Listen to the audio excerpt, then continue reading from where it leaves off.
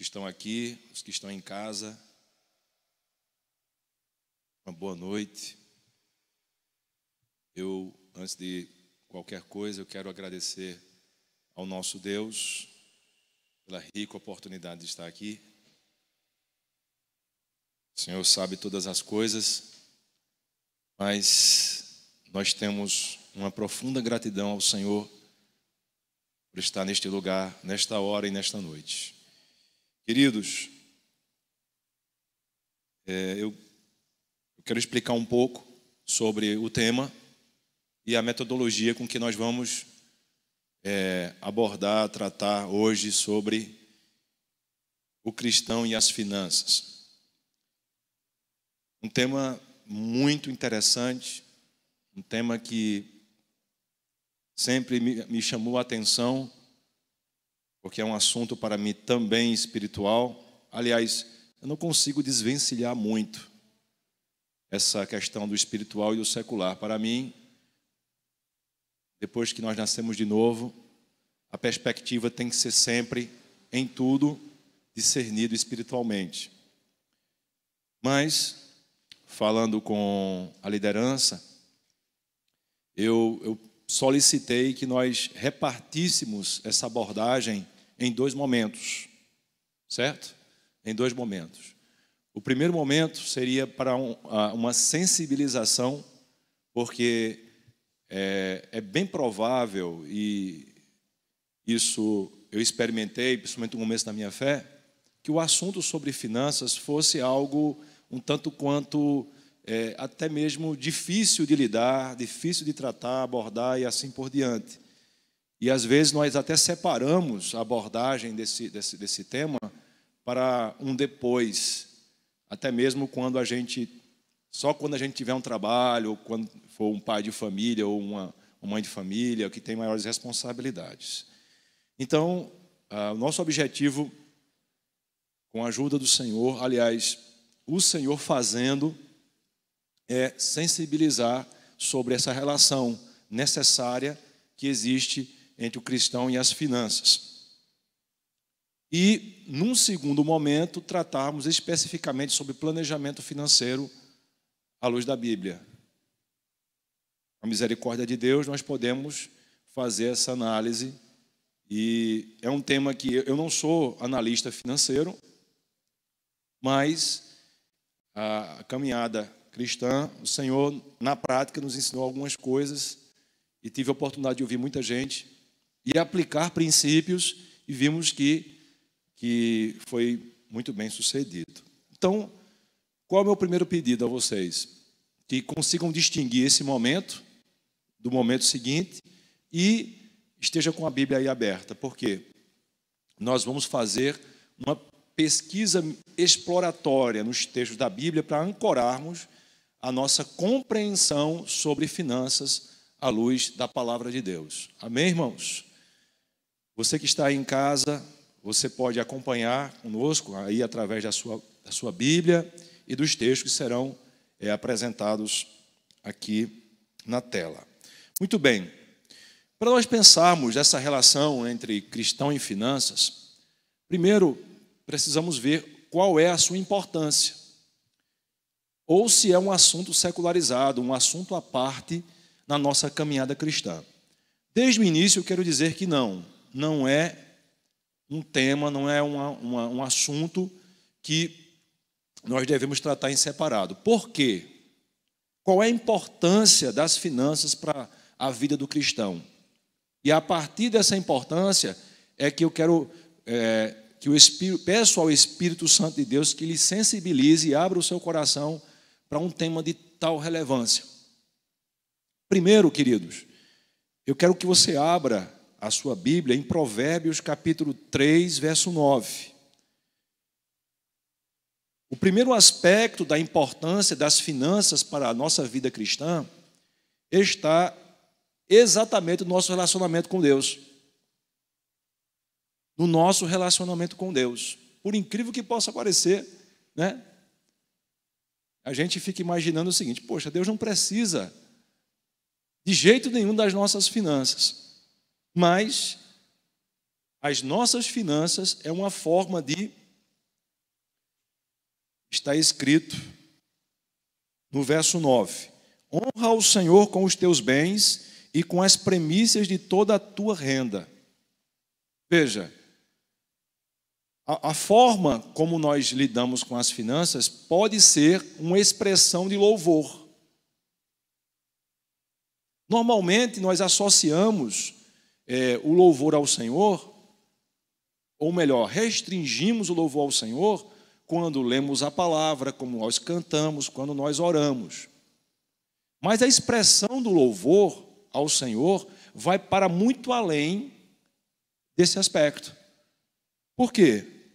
Porque tudo que a gente for fazer, deve fazer para a glória de Deus. E quando nós falamos sobre tudo, nós incluímos também a forma como nós lidamos com as finanças.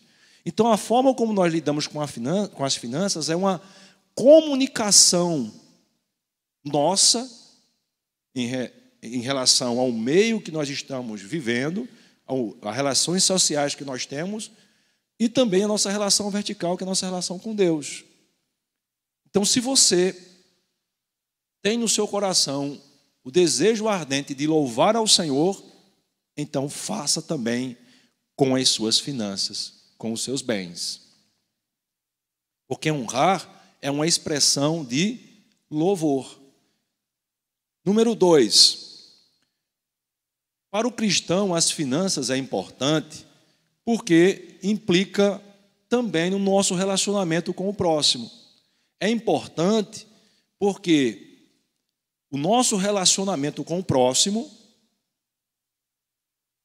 tem aspectos relacionados às finanças que são importantes. E quais são esses aspectos importantes? Vamos abrir a palavra de Deus ainda. Mantenha no livro de Provérbios, vai lá para os versos 27, 28 e 29, do mesmo capítulo 3. E aí é que, para mim, salta a importância das finanças para o cristão. Claro que com Deus nós temos o destaque de expressar o louvor, mas como é que nós podemos dizer que nós louvamos a Deus e não nos importamos com o nosso próximo? E como nós vamos nos importar com o nosso próximo? Somente orando? Somente dizendo, ei, que Deus te abençoe? Olha só o que diz o capítulo 3, versos 27 e 28. Não te furtes a fazer o bem a quem de direito, estando na tua mão o poder de fazê-lo. Não diga ao teu próximo, vai e volta amanhã, então tu darei se o tens agora contigo. Olha que interessante. Nossos bens devem honrar ao Senhor. Mas como essa manifestação vai se dar? Com o nosso próximo. Porque muitas das vezes nós passamos pelas pessoas e nos tornamos indiferentes às necessidades delas. E achamos que vamos ajudá-la apenas com uma palavra. A palavra é muito bom. Você emprestar o seu ouvido para ouvir alguém é muito importante. Mas e o estender a mão? E o ajudar? E o se importar? Como é que você vai fazer isso? Existem diversos aspectos, irmão Fábio. É verdade. Mas um deles, sem sombra de dúvida, é a ajuda material. O que foi que Jesus disse em relação ao bom samaritano? Ele encontrou o samaritano na parábola, encontrou o homem lá, jogado ao chão, machucado, ferido. E o homem que vinha passando, ele tinha o azeite e o vinho. Você já parou para pensar sobre esses dois elementos, o azeite e o vinho que esse bom samaritano levava consigo? Como foi que ele adquiriu aquele azeite e aquele vinho? Como foi? E ele tinha o azeite e o vinho para acudir aquele homem ferido. Olha que coisa interessante.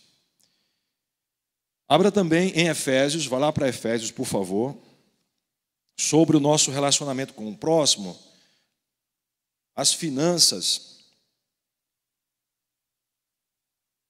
elas têm a sua importância. Sabe por quê? Capítulo 4 de Efésios, versos 28. Olha que texto interessante. Eu gosto dele muito. Aquele que furtava, não furte mais. Antes trabalhe, olha só, antes trabalhe, fazendo com as próprias mãos o que é bom. Para, a função, para, não é só trabalhar, pura e simplesmente ter, para acudir ao necessitado.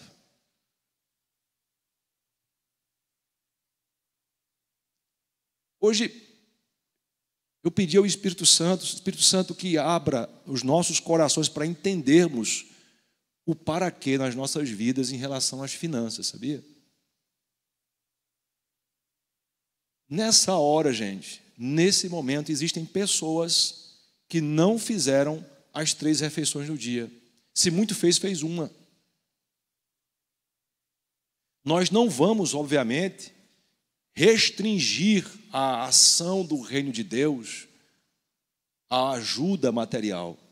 Mas a ajuda material também, expressão, também faz parte.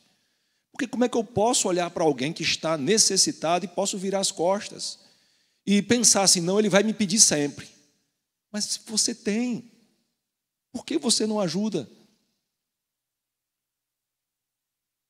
E esse ter aqui, nós vamos trabalhar ele um pouco mais hoje nessa sensibilização, nessa problematização a respeito das finanças, porque também é objetivo nosso, diante do Senhor, que vocês pensem um pouco sobre a profissão de vocês, sobre o trabalho de vocês. Espera aí, como é que está a minha caminhada hoje? Quais são os meus objetivos profissionais? Então, tem uma gama de pessoas necessitadas que estão esperando por você. Eu costumo sempre dizer isso.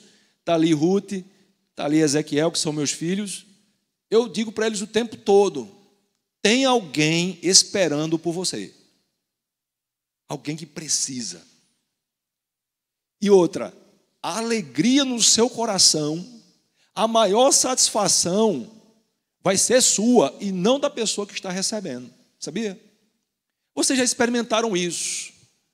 Eu tenho certeza que em algum momento da vida de vocês experimentaram a graça do que é dar.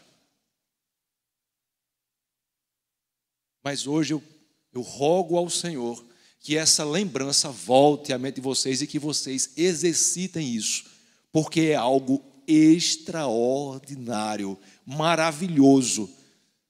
Quem está recebendo fica feliz, você vai ficar muito mais. 3.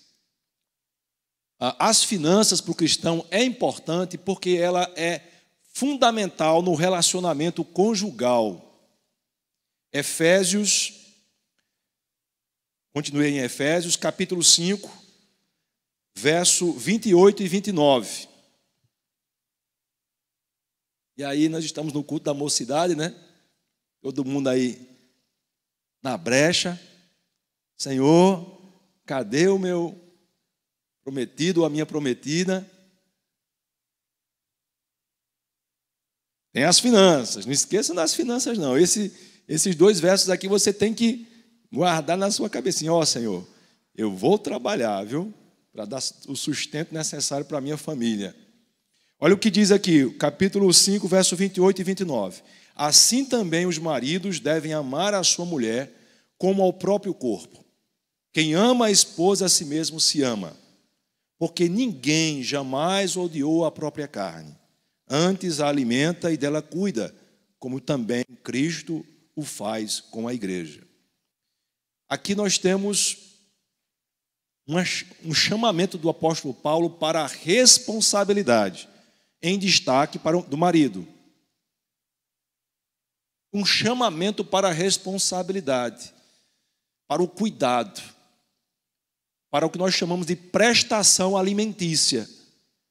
A prestação alimentícia envolve o auxílio material, intelectual, emocional, mas material. E às vezes a gente pensa assim, né? Não, vamos casar, e vamos casar de todo jeito. Vai dar certo, a gente resolve depois. Nada de resolver depois. Homens do meu Brasil varonil, nada de resolver depois. Você tem que pensar antes de casar. Como é que eu vou cuidar da minha esposa e dos meus filhos? Quais são os itens que eu tenho que me preocupar? Escola, plano de saúde, a feira de todo mês, a moradia. Você tem que botar tudo em um papel. Nós vamos falar sobre isso no planejamento financeiro, um pouquinho mais à frente. Mas tem que colocar no papel. Mas, irmão Fábio, o negócio está tão difícil. Meu irmão, o Senhor, Ele pode abrir portas, te dirigir, te dar sabedoria. Não vamos limitar o nosso Deus. Claro que nós temos que colocar diante dEle as nossas ansiedades. O apóstolo Paulo diz isso. O exercício da oração é fundamental para descobrir o que é que nós devemos fazer também em relação às finanças. No relacionamento com Deus, no relacionamento com o próximo, no relacionamento conjugal, na obra missionária. Eu não poderia de maneira nenhuma deixar de tratar sobre isso. Romanos, capítulo 10. Romanos, capítulo 10.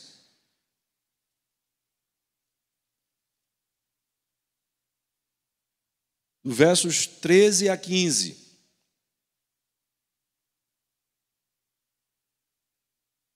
Uma pergunta eu quero fazer para você que está aqui, jovem.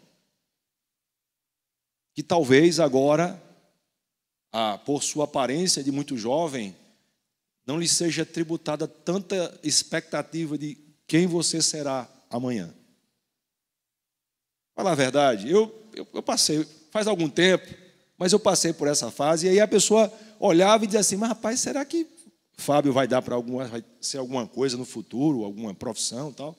Nem eu, muitas vezes, tinha expectativa. Mas eu creio muito no chamado de Deus para cada um de nós, para cada um que está aqui, para cada um que está em casa. E olhe só o que o apóstolo diz. O apóstolo Paulo diz a carta aos Romanos. Todo aquele que invocar o nome do Senhor será salvo. Olha que silogismo muito bom, muito bem feito do apóstolo Paulo. Como, porém, invocarão aquele em que não creram? E como crerão naquele de quem nada ouviram? E como ouvirão se não há quem pregue? E como pregarão se não forem enviados? Como está escrito, quão formosos são os pés dos que anunciam boas coisas. Queridos, quando eu leio esse texto, toda vez, vem sempre uma indagação, uma pergunta ao meu coração. Será que eu sou quem vai enviar ou serei o enviado? Uma pergunta que vem na minha cabeça. E aí eu faço uma outra reflexão, temporal, cronológica. Agora, nesse momento, Fábio, você é quem envia ou quem está sendo enviado? Aí eu consigo a resposta para esse momento. Eu consigo a resposta. Bom, então sou eu quem envia. Se eu sou quem envia, eu tenho que ajudar a obra missionária. Queridos, os missionários passam por muita luta. Não é fácil abrir mão de um emprego certo. Muitas vezes, um profissional gabaritado, e o Senhor diz, larga tudo, vai pregar lá no sertão, lá no Cariri. Quantas vezes já me deparei com missionário e missionária sem os dentes? Eu não tenho receio de falar, porque é necessário que nós saibamos que existem missionários que muitas das vezes passam por privações. E aonde está a nossa sensibilidade em relação a isso? Muitas vezes nós achamos que não, se Deus chamou, então Deus vai prover. Mas, meu filho, você é uma das formas de provisão de Deus para aquela pessoa. Que grande raciocínio lógico você precisa desenvolver para entender que se a pessoa está ali, aquele servo do Senhor está precisando de auxílio para pregar o evangelho, porque ele vive exclusivamente daquilo e você tem condições de ajudar com o mínimo.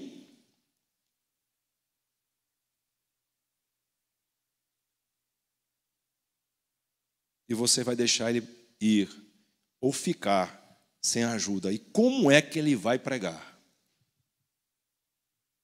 Eu costumo sempre dizer lá em casa que se os bens que o Senhor permitiu que eu tivesse não servir para a obra missionária, então não está servindo.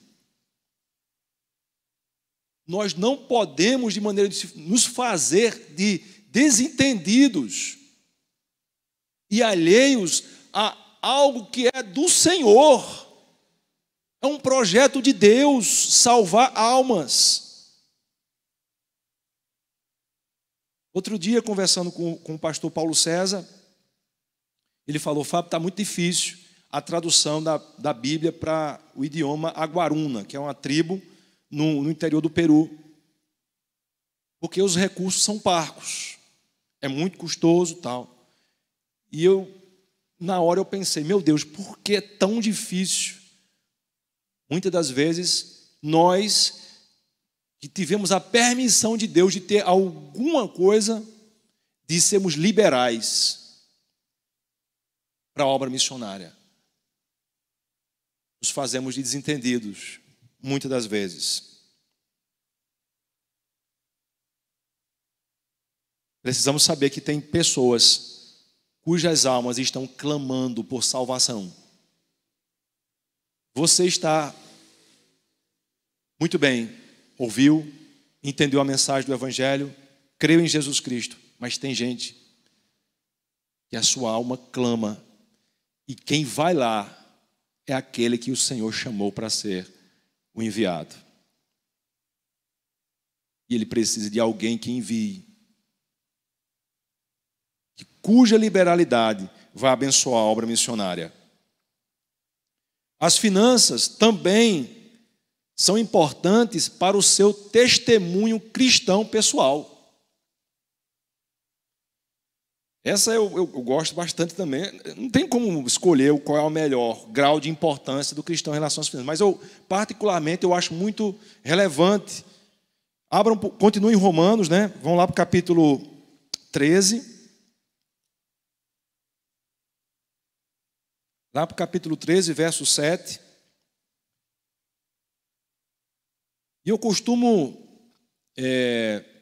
dizer que o nosso testemunho, enquanto cristão, tem que ser revelado pelo nosso comportamento, pelas nossas atitudes, pelas nossas práticas, não pelo que nós falamos. Não adianta falarmos uma coisa e praticarmos outra, fazermos outra. A quem queremos enganar? Deus, nós sabemos que nós não enganamos, mas as pessoas também não se enganam. As pessoas que nos rodeiam, que ainda não tiveram a compreensão do Evangelho, elas sabem distinguir o piedoso daquele que não é. Pode ter certeza disso. Olha só o que o apóstolo Paulo, escrevendo aos Romanos, diz. Verso 7. Pagai a todos o que lhe é devido, a quem tributo, tributo, a quem imposto, imposto, a quem respeito, respeito, a quem honra, honra. Verso 8. A ninguém fiqueis devendo coisa alguma, exceto o amor, com que vos ameis uns aos outros, pois quem ama o próximo tem cumprido a lei. Essa questão dos contratos. Quando você se compromete contratualmente com outra pessoa, você tem que honrar. A priori, nós temos que realizar um contrato com alguém, observando as nossas condições. Então, o apóstolo Paulo, ele é bem incisivo. Não fique devendo a ninguém. Não pague às pessoas o que é devido. Se você observar essa questão, ter o cuidado e o zelo com o cumprimento das suas obrigações, seja de ordem financeira ou qualquer outra, o seu testemunho, ele se torna evidente, se torna mais claro. As pessoas vão lhe ouvir porque você tem um testemunho de vida.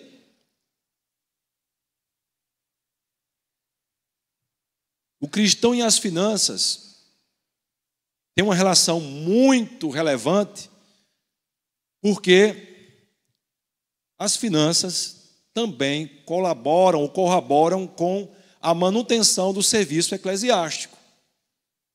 Isso é evidente, salta aos olhos. Você observa que tudo isso que vocês estão vendo aqui na organização do culto tem um custo.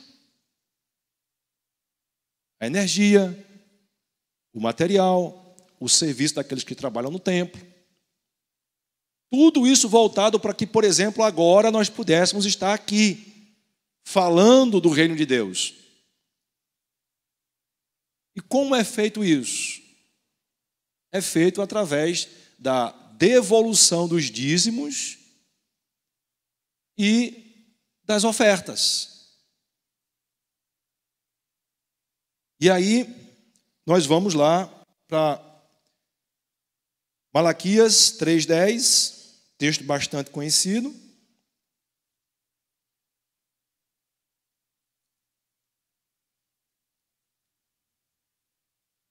Que diz assim: trazei todos os dízimos à casa do tesouro,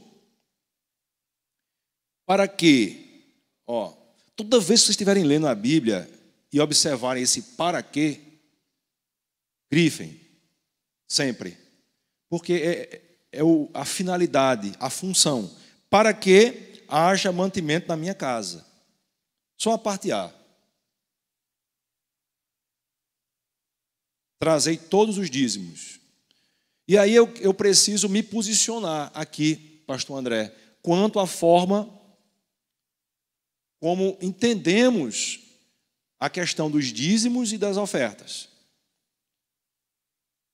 Eu entendo que o dízimo, ele é neotestamentário. Ou seja, ele é da lei, ele é antes da lei e também aprovado pelo Senhor Jesus, confirmado pelo Senhor Jesus. Mateus, abra aí, Mateus, texto também muito conhecido, Mateus 23.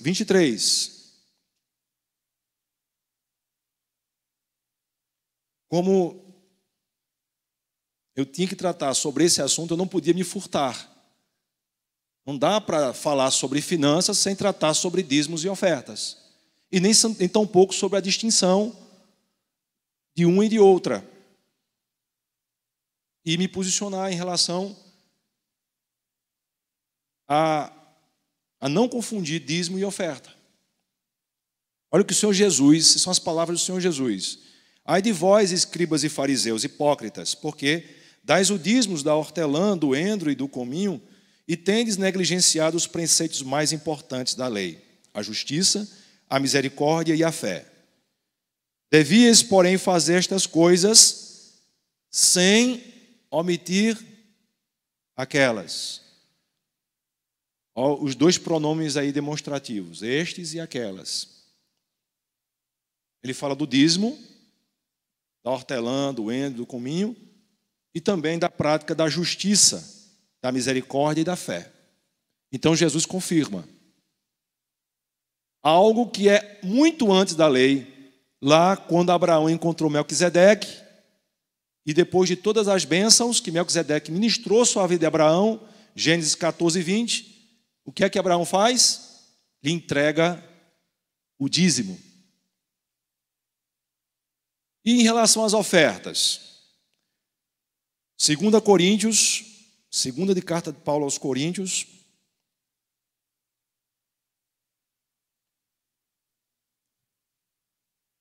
capítulo 9, verso 7.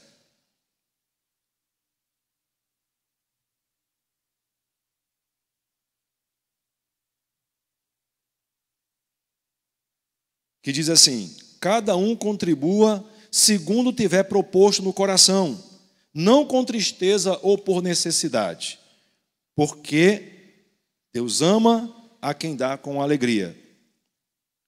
Eu quero chamar a atenção ao verbo dar aí. Sabemos que tudo que nós recebemos vem do Senhor. E devolvemos ao Senhor o dízimo. Mas o que nos resta, o Senhor diz, é seu. Tome, meu filho, isso aqui é seu para você administrar, pagar suas contas e tal. Então, aquilo nos pertence. Então, daquilo que nos pertence, nós ofertamos porque é nosso. Nós damos. Veja o que ele diz aqui, ó. Porque Deus ama quem dá com alegria.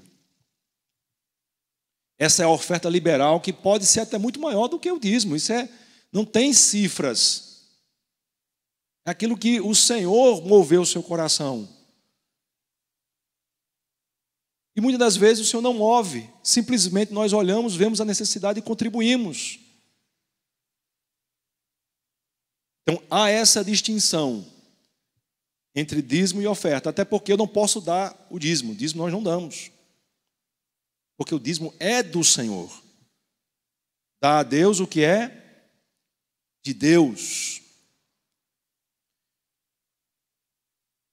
E aí, esse texto sobre a oferta diz respeito à oferta mesmo, porque tem um contexto hermenêutico em volta dessa palavra que diz respeito aos necessitados da Judéia, que precisavam de oferta para acudir às suas necessidades. Aí você vai ver lá em 2 Coríntios capítulo 8, no capítulo 9 no início, 1 Coríntios 16 e Gálatas capítulo 2.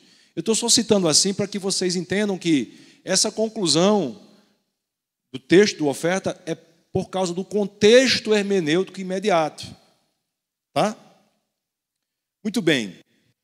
Então, até agora, nós arrolamos apenas as questões que dão para nós a justificativa suficiente para enxergarmos que as finanças não é uma questão material. Para nós, não. Tem muito a ver com a nossa vida espiritual, com a nossa comunicação, com nossa expressão de louvor ao nosso Deus e como nós compreendemos como nossa vida cristã aqui na terra deve ser pautada. Sabemos, conseguimos identificar a sua importância. E aí, a pergunta que de repente não quer calar é: e como adquirir? Irmão Fábio, estamos com essa pergunta aí, que é uma pergunta de $1 milhão, né? Como é que eu vou resolver esse pequeno dilema? Eu entendi que a gente tem que honrar o Senhor, a gente tem que dizimar, ofertar, ajudar, né? Ajudar a obra missionária, né?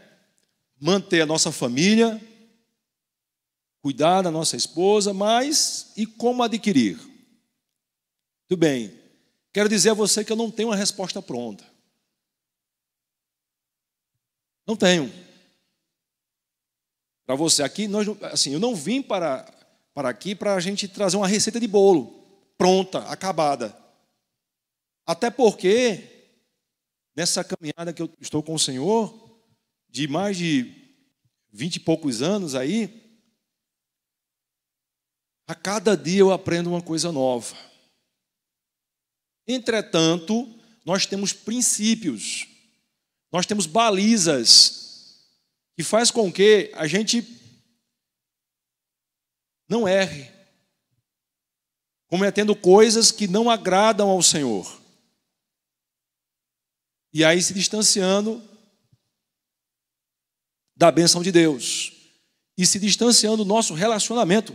Eu diria assim, nem da bênção de Deus, do nosso relacionamento com Deus. Porque de tudo, irmãos, que Jó não quis perder, Jó, ele perdeu tudo, gente. Ele era o magnata do Oriente. Mas uma coisa que ele não queria perder era o relacionamento dele com Deus. Ele disse, o Senhor deu, o Senhor tomou. Bendito seja o nome do Senhor. E não pense que na vida da gente vai ser só flores, não. Vamos passar por dificuldades, apertos, arrojos. Mas se nossa relação com o Senhor estiver ajustada, estiver aprovada, nós vamos passar, de fato. Bom, é importante, Fábio, as finanças para a vida do crente. Como adquiri-las? Nós não temos receita de bolo. Entretanto, vamos para os princípios. Primeiro princípio que eu quero trazer para você aqui é que as finanças, os bens, não é o mais importante. Isso é o primeiro ponto. Vamos lá para Provérbios? Abra, por favor, novamente no livro de Provérbios. O capítulo 3.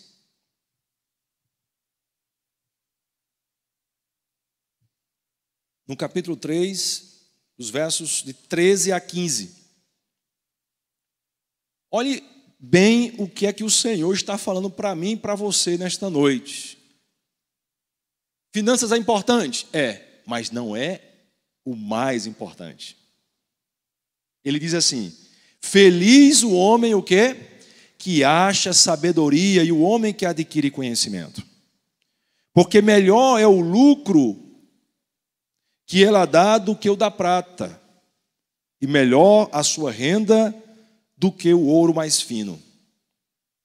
Mais preciosa é do que pérolas, e tudo que se pode desejar não é comparável a ela. Primeiro princípio, a sabedoria é melhor do que a riqueza. Primeiro princípio, a sabedoria é melhor do que as riquezas. É mais importante. Porque nos momentos de crise financeira, com sabedoria você passa.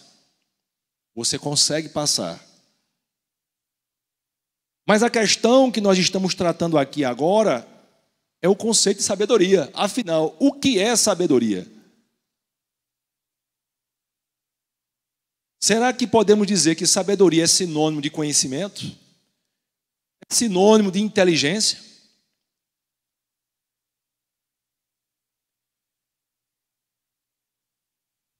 Vamos ver, volte um pouquinho a Bíblia aí, no capítulo 2 do livro de Provérbios.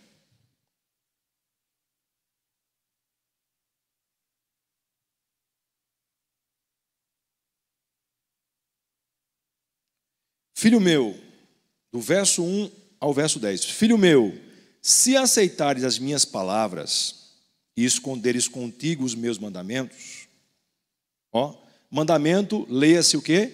A palavra de Deus. Para fazer atento à sabedoria o teu ouvido e para inclinares o coração ao entendimento, e se clamares por inteligência e por entendimento alçares a voz, se buscares a sabedoria como a prata e como a tesouros escondidos a procurares, então, olha só, então entenderás o temor do Senhor e acharás o conhecimento de Deus. Porque o Senhor dá a sabedoria e da sua boca vem a inteligência e o entendimento. Ele reserva a verdadeira sabedoria para os retos, é escudo para os que caminham na sinceridade. Guarda as veredas do juízo e conserva o caminho dos seus santos. Então entenderás justiça, juízo e equidade, e todas as boas veredas. Porquanto, o que é que diz aqui? Olha que verso tremendo. A sabedoria entrará no teu coração, e o conhecimento será agradável à tua alma. Até aqui. Olha que interessante. Ele diz claramente, aqui em síntese, que a sabedoria verdadeira é a sabedoria de Deus. Simples assim. Está em Deus a verdadeira sabedoria. Entretanto, para acharmos essa sabedoria, para adquirirmos essa sabedoria para a vida, nós temos que empreender energia. Temos que nos movimentar com o mesmo interesse que muitas das vezes nos movimentamos para adquirir bens materiais. Temos que nos movimentar, temos que ir em encontro dessa sabedoria.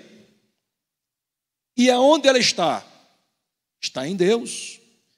E Deus revelou para os homens, essa sabedoria revelou. Está aqui, ó. Nas Sagradas Escrituras. Está aqui na palavra.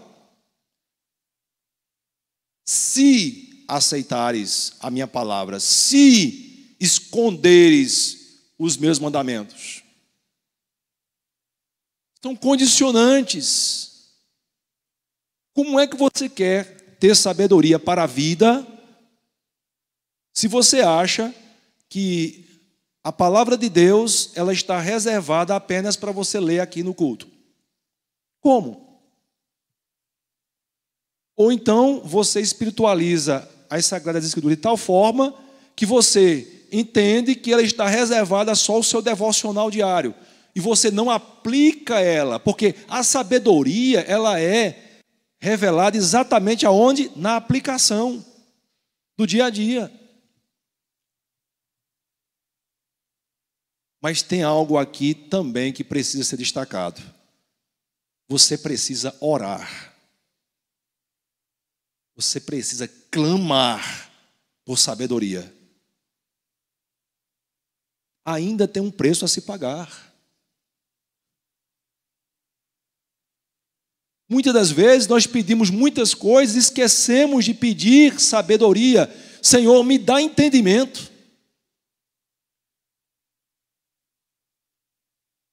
Pedimos, Senhor, me ajuda a passar no Enem.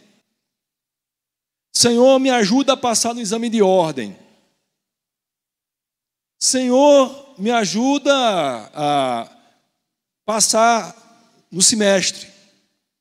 Pedimos ao Senhor ajuda para passar nos exames das nossas escolas e universidades, mas não temos a mesma energia e dedicação para pedir, Senhor, me dá entendimento para compreender a Tua palavra, para entender os mistérios que estão aqui, que só podem ser revelados. Nós interpretamos a Bíblia em certa medida, porque na verdade o que está, como diz o apóstolo Paulo, né? A letra mata, mas o Espírito vivifica. Você precisa entender, mergulhar com a mesma intensidade ou com intensidade maior. E aqui o Senhor faz uma promessa para aquele que deseja essa sabedoria, essa inteligência, esse entendimento. Ele diz, ele reserva, verso 7, a verdadeira sabedoria para os retos, é escudo para os que caminham na sinceridade. Olha que coisa maravilhosa. Com quem vocês se lembram? De quem vocês se lembram essa passagem? Eu me lembro muito de Daniel, aquele jovem na Universidade da Babilônia, desafiado, somente desafiado para descobrir o sonho de Nabucodonosor e interpretar o seu significado. Ah, meu amigo, Quando alguém conta um sonho para você e você dá uma esforçada, né? Ah, esse sonho quer dizer isso, quer dizer aquilo. Nabucodonosor, ele baixou um decreto dizendo o seguinte: eu vou matar todos os magos, se não disserem o sonho que eu tive, porque eu estou muito incomodado com ele, e não interpretaram. Interprete, diga, interprete. E aí? O que foi que Daniel fez? Lá na Universidade da Babilônia. Ele voltou, fez um grupinho de oração com Sadraque, Mesaque e Abednego. Vamos orar aqui. E o Deus dos céus nos dará o quê? A revelação. Gente, Daniel tem muito a nos ensinar. No outro dia ele chegou bem de boa. Ele disse: eu sei qual foi o sonho e sei o significado. Aí contou. Quem é que não desejaria aqui Quem não desejaria algo dessa natureza? Quantos sonhos você já projetou na sua vida aí? Você é universitário, você está querendo entrar na universidade, ter uma inteligência dessa natureza. Alce a voz, ore, clame, entre nesse propósito. Porque a sabedoria é mais preciosa do que as riquezas. Entendido esse grau de importância em relação às riquezas ou às finanças, porque a sabedoria de Deus está muito, mas muito acima em grau de importância para nossas vidas, como um bem de Deus para nossas vidas. Eu preciso dizer outros princípios em relação à aquisição de finanças. Primeiro princípio, que você só pode adquirir bens, riquezas e finanças com o seu próprio trabalho. Provérbios, capítulo 13, verso 11. Você tem que trabalhar com o seu próprio trabalho. Verso 13. Aliás, capítulo 13, verso 11.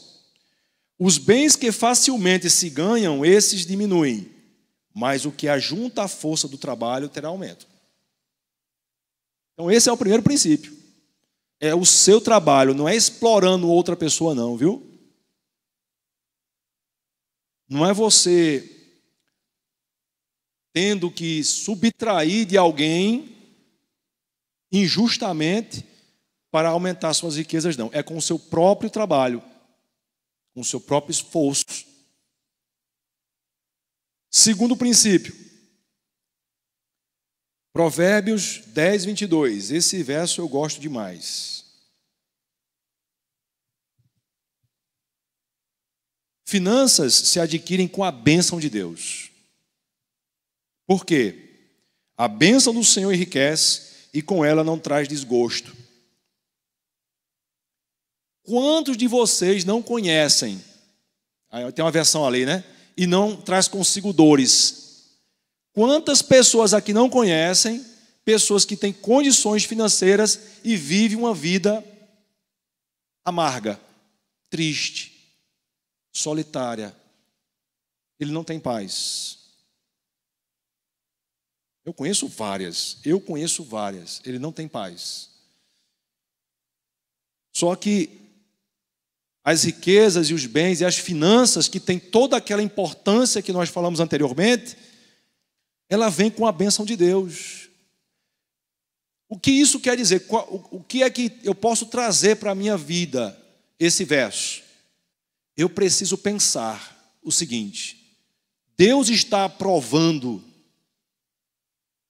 essas minhas aquisições, a forma pela qual eu estou adquirindo esses bens, o Senhor aprova?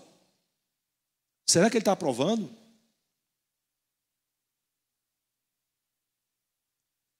Precisamos nos interessar em saber a opinião de Deus sobre as nossas vidas, inclusive em relação às finanças. Porque quando o Senhor nos abençoar, nós não vamos nos enriquecer apenas financeiramente, não, irmãos. A ideia de riqueza aí é muito mais ampla, é muito mais larga. Eu vou indicar só um produto, vamos colocar assim, entre aspas e sublinhado, né? Um produto que não está nas prateleiras de supermercados, shopping center, farmácias, em qualquer lugar não está. E é dado só pelo nosso Deus, que é a sua paz. Essa paz que excede todo o entendimento está ali, disponível para aquele que crê e entrega a sua vida a Jesus. Nesse tempo de pandemia, quantas pessoas não têm perdido isso? Entrado em depressão e até tirado a sua própria vida, porque não tem paz. Enriquecer, acrescentar bens, vivendo uma vida sem paz, é algo a se pensar se realmente compensa. E digo mais, e vem os dois outros princípios, que são diretamente relacionados a esse primeiro. As finanças se adquirem sem o amor ao dinheiro. É outro princípio. Eclesiastes, mais pertinho, 5:10. Olha só o que a Bíblia diz sobre o amor ao dinheiro. Quem ama o dinheiro jamais dele se farta. E quem ama a abundância nunca se farta da renda. Também isso é vaidade. Interessante isso, não? Você já parou para pensar, você diante de uma mesa bem farta? Ruth está aqui, ela sabe que eu gosto muito de lasanha. Gosto demais. Aleluia. Eita, saiu um glória. Eu senti um convite forte vindo de lá para cá. Você já parou para pensar, você está... Eu estando, é como se eu estivesse numa mesa com várias lasanhas, né? A bolonhesa, que eu gosto muito da bolonhesa. Deixa Deus te usar, meu irmão. E você comer diversos pratos e repetir e ainda sentir fome, é a sensação mais ou menos do que a palavra de Deus está dizendo. Você não se farta daquilo que tem. É como se você, vamos ser direto ao assunto, é como se Deus te desse e você não fosse grato por aquilo que Deus te deu, porque você acha que é insuficiente. Esse apego, esse amor ao dinheiro é a raiz de todos os males. Está escrito lá em 1 Timóteo 6, 9, 10. E a Bíblia diz que por causa disso, muitos crentes esfriaram na fé e se transpassaram com muitas dores. Não entende porque muitas das vezes não conseguem dormir bem. Muitas vezes estão com dores físicas, dores emocionais.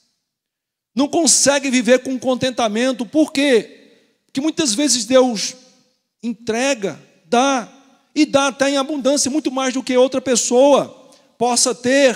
Mas ele assim não se farta, porque o coração dele está nos bens que ele possui. E aí vem o último princípio. Que para adquirir finanças, meu irmão e minha irmã, precisamos fazer sem avareza. E esse princípio é o mais duro de todos. Sabe por quê? Vamos lá. 1 Coríntios 6, 9 e 10. Por favor, eu preciso que você abra essa palavra, esse texto. 1 Coríntios, eu estou terminando. Se a banda quiser já se posicionar, pode se posicionar. Esse é o último tópico. 1 Coríntios 6, 9 e 10. Olhe só que palavra dura do apóstolo Paulo. Eu acho que ele seria o mais impopular dos pregadores nos dias de hoje. Olhe só o que ele diz. 1 Coríntios 6, 9 e 10. Ou não sabeis que os injustos não herdarão o reino de Deus? Não vos enganeis, nem os impuros, nem os idólatras, nem os adúlteros, nem os efeminados, nem os sodomitas, nem ladrões, nem avarentos, nem bêbados, nem maldizentes, nem roubadores herdarão o reino de Deus. Vixe, que negócio estreito. Que expressão peremptória, fechada. E eu quero que você sublinhe duas expressões aqui. Idólatra, sublinhe, por favor, e avarento. E agora, vá lá para Efésios 5:5, para você descobrir algo interessantíssimo sobre idolatria e a avareza. 5:5. Olha só, gente. Sabei, pois, isto: nenhum incontinente, ou impuro, ou avarento, que é o quê? Idólatra, tem herança no reino de Cristo e de Deus. Então, queridos, nós concluímos aqui essa primeira parte, cristão e as finanças, descobrindo o seguinte: primeiro, que a sabedoria é muito melhor do que as riquezas. E a sabedoria que vem de Deus, não é a do homem, é a de Deus. E que as finanças se adquirem com o trabalho, com o seu trabalho. Portanto, cuidado ao escolher sua profissão. Pois, queira a aprovação de Deus, a bênção de Deus. 3, não coloque o seu amor no dinheiro. Não coloque o seu amor no dinheiro e não seja avarento. Porque a avareza vai lhe distanciar do reino de Deus. A banda pode vir. Eu agradeço ao Senhor pela